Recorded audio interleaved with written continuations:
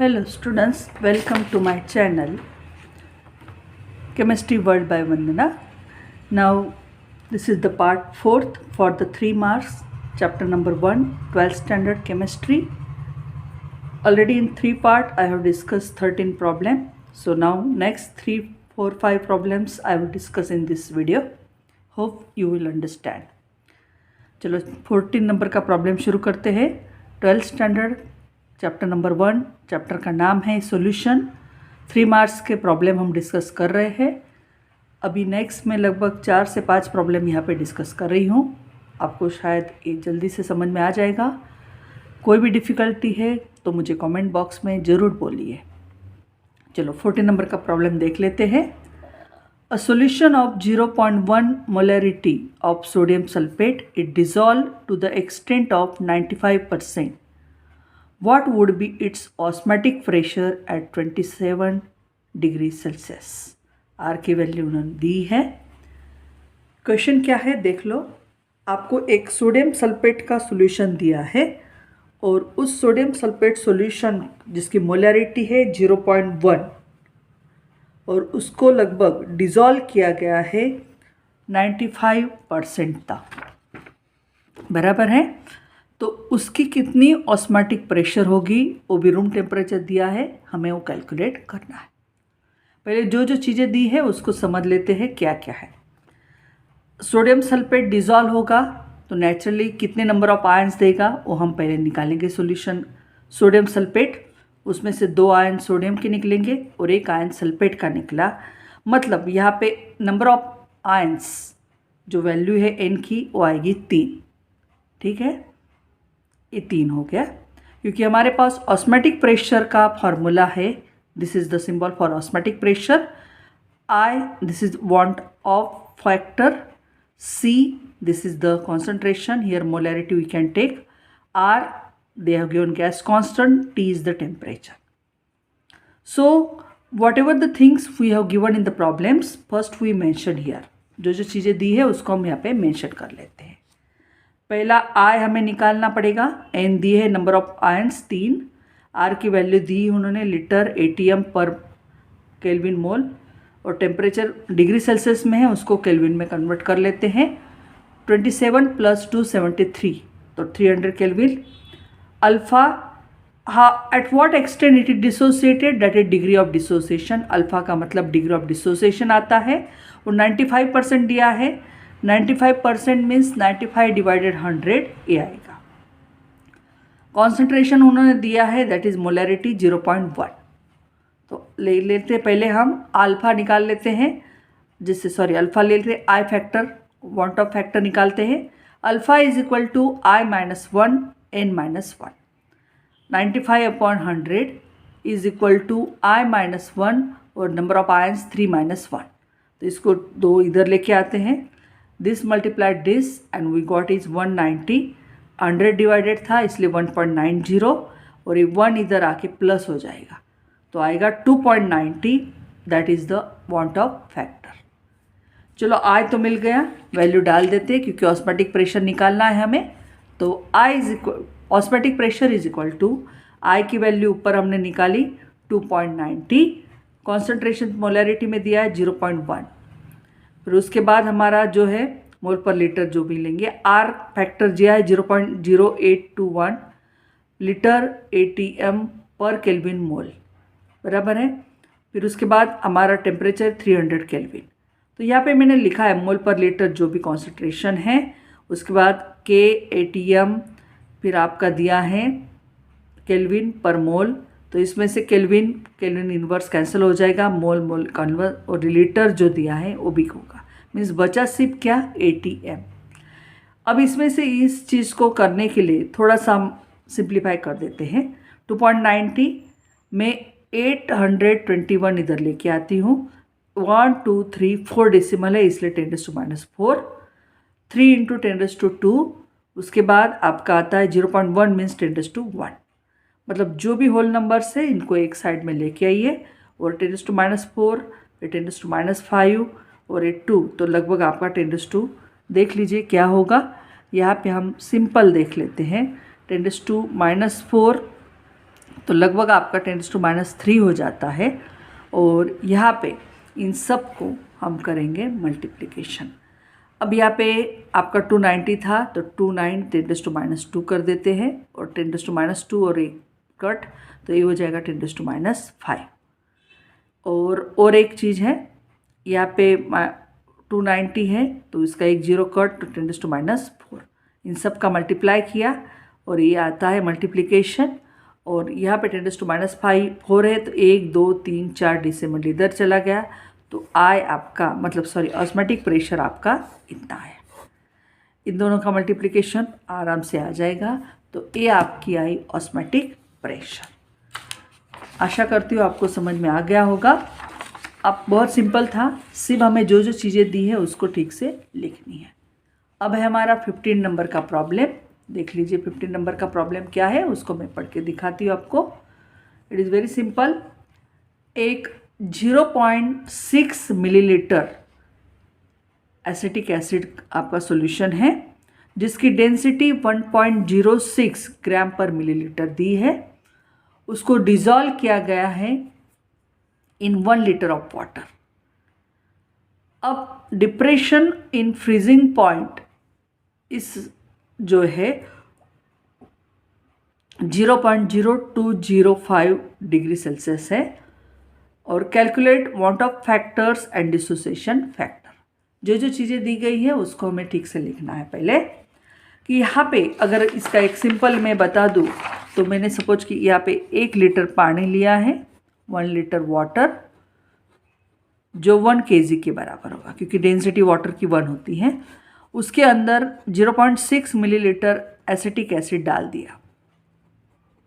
ठीक है, डालने के बाद जो है आपको वांट ऑफ फैक्टर और कितना उसका डिसोसिएशन कांस्टेंट है आई और Ka हमें कैलकुलेट करना है। ठीक है, क्वेश्चन समझ में आ गया होगा आपको। तो देख लेते हैं क्या क्या चीज़ें दी है आपको। सबसे पहले वॉल्यूम दिया गया है। कितना है वॉल्यूम? 0.6 ml। डेंसिटी दी है 1.06 ग्राम पर मिलीलीटर। वॉल्यूम और डेंसिटी से हम मास जो है एसिटिक एसिड का इन ग्राम में कैलकुलेट कर सकते हैं।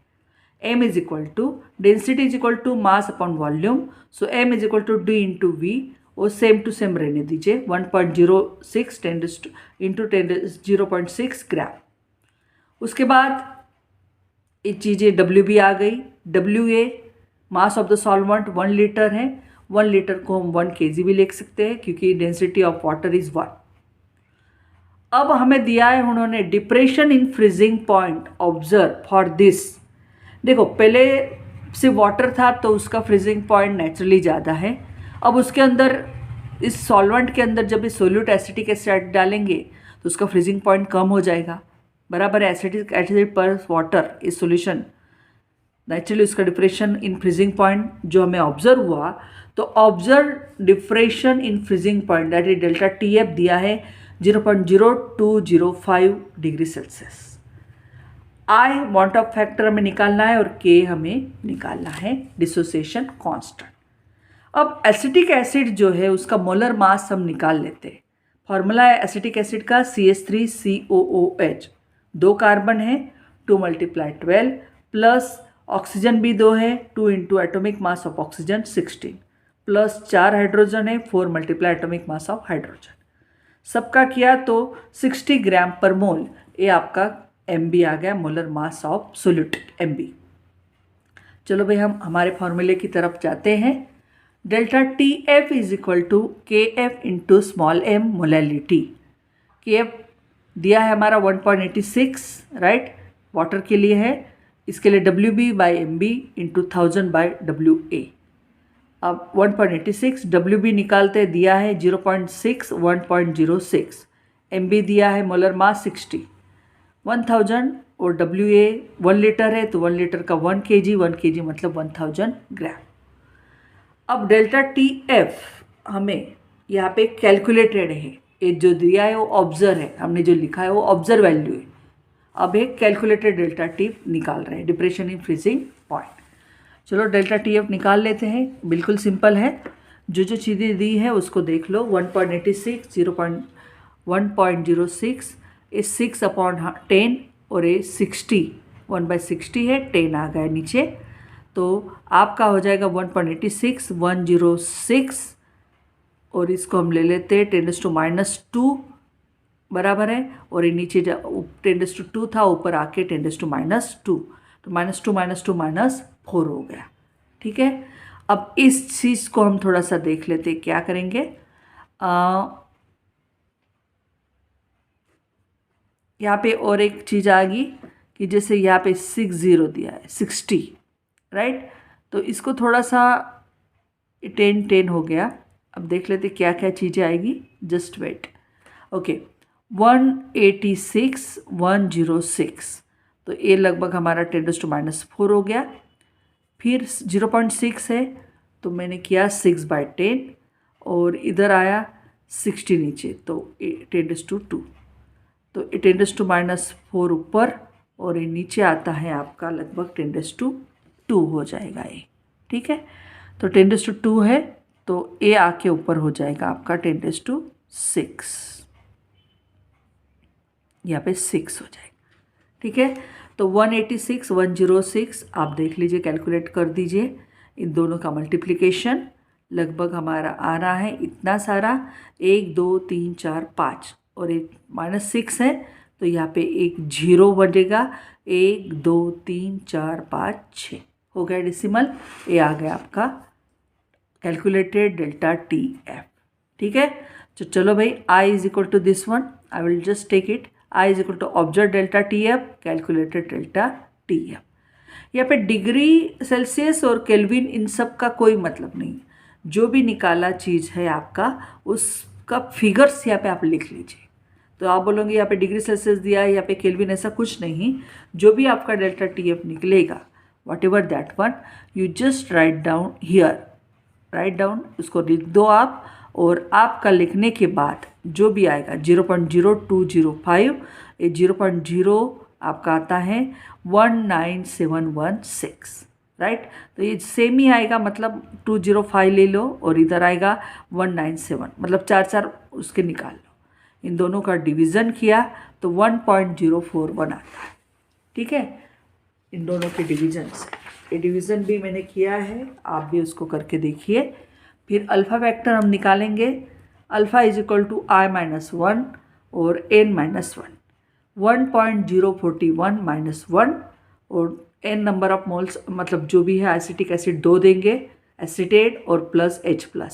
अगर यहाँ पे आपको N दिखाने हैं तो आप यहाँ पे लिख सकते हैं CH3COOH, आपका डिसोसिएशन होगा तो CH3COO- प्लस H+, तो 2 नंबर ऑफ आयंस आए।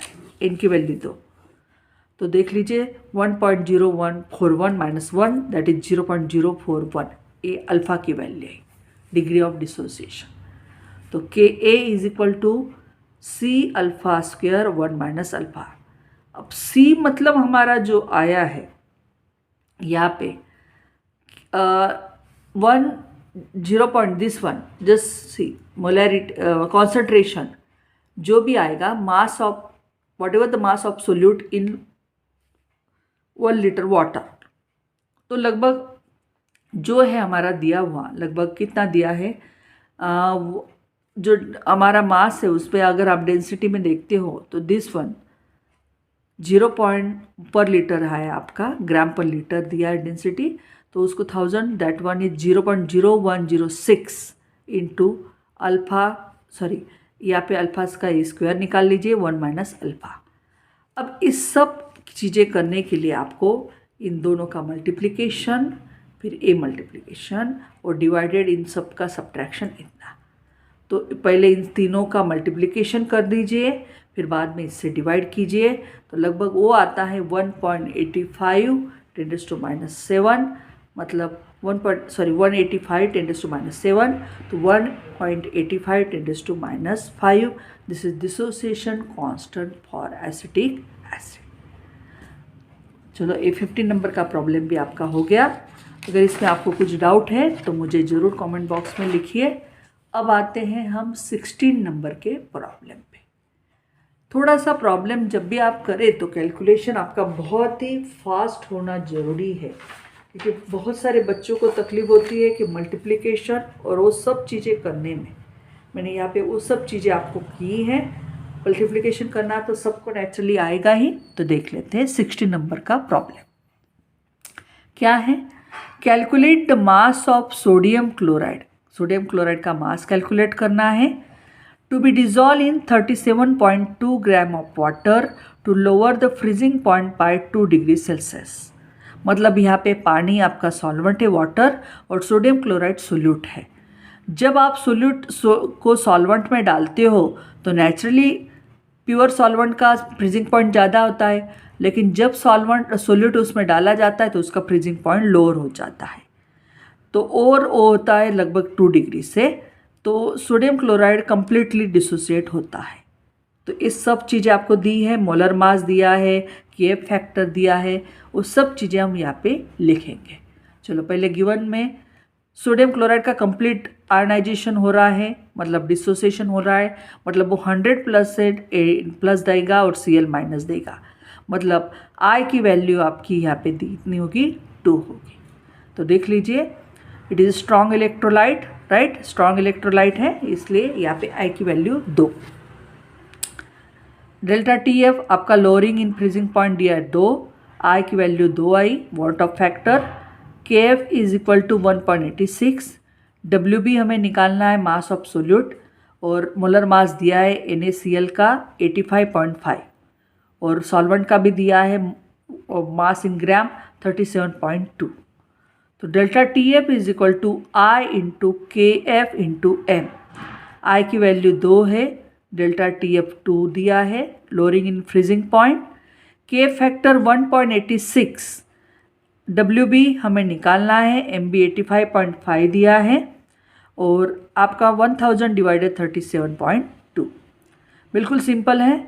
आपको जो है दोनों साइड में तो कट हो जाएंगे और इन दोनों चीज़ों को ऊपर लेके आइए और 1.86 इंटू 1000 ये नीचे आ जाएगा। इस तरह से WB बराबर 58.5 मल्टीप्लाई 37.2 डिवाइडेड 1.86 इंटू 1000।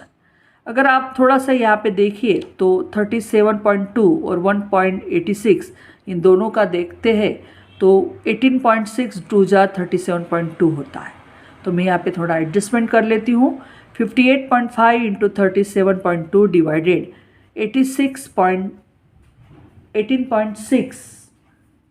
18.6 तो ये आ जाएगा 100। तो 18.6 डिवाइडेड 1 जार 1 2, तो इन दोनों का मल्टीप्लाई किया तो 58.5 मल्टीप्लाई 2 लगभग आता है 117 divided 100, that is 1.17 gram. This is the mass of sodium chloride in 37.2। तो ये हो गया हमारा मास। अब आता है नेक्स्ट 17 नंबर का प्रॉब्लम है। क्या है देख लीजिए प्रॉब्लम, वेरी सिंपल। अगर कैपेसिटी एक कार के रेडिएटर की to hold water is 1 kilogram, एक कार का रेडिएटर है, उस कार के रेडिएटर की कैपेसिटी पानी को होल्ड करने की 1 kg की है, 1 लीटर पानी की है। कितना ग्राम इथिलीन ग्लाइकॉल हमें ऐड करना पड़ेगा उसका फ्रीजिंग पॉइंट लो करने के लिए। मतलब कितना आप इथिलीन ग्लाइकॉल पानी में डालोगे जिससे वाटर का फ्रीजिंग पॉइंट 0 डिग्री से -2 डिग्री सेल्सियस हो जाए। ठीक है, कितना ग्राम डालना है। पहले molar mass of ethylene glycol दिया है 62 ग्राम पर मोल, KF फॉर वाटर दिया है 1.86। अब हम यहाँ पे डालेंगे delta TF is equal to दिया है हमें TF naught minus TF, this is freezing point of water, this is freezing point of solution. 0 degree से -2 डिग्री सेल्सियस हुआ, 0 डिग्री -2 डिग्री सेल्सियस हो गया। I फैक्टर दिया है आपको, इथिलीन ग्लाइकॉल नॉन इलेक्ट्रोलाइट है तो 1 पूरा का पूरा मॉलिक्यूल रहता है। Delta TF is equal to I into KF into M। I naught की value 1, KF 1.86, WB by MB 1000 by WA। 1 into 1.86 WB upon 62, 1000 और मोलर मास आप बोल सकते हो सॉल्वेंट का 1 kg है मीन्स 1000। चलो 1000 कट, इस साइड आपका आता है 2 और ये 62 इस साइड आ जाएगा। 2 × 62 अपॉन 1.86, इन दोनों का मल्टीप्लाई कर लो तो लगभग आता है 124। 1.86 है, 1.86 का 186 कर देती हूँ तो 100 ऊपर चला जाएगा। 124 100 186, तो उसको हम रिड्यूस करके उसका जितना हो सके कट करके 2 से डिवाइड करके 66.67 ग्राम हमारा आता है। That is the mass of ethylene glycol. Hope you all understand these all problems. Thank you for watching my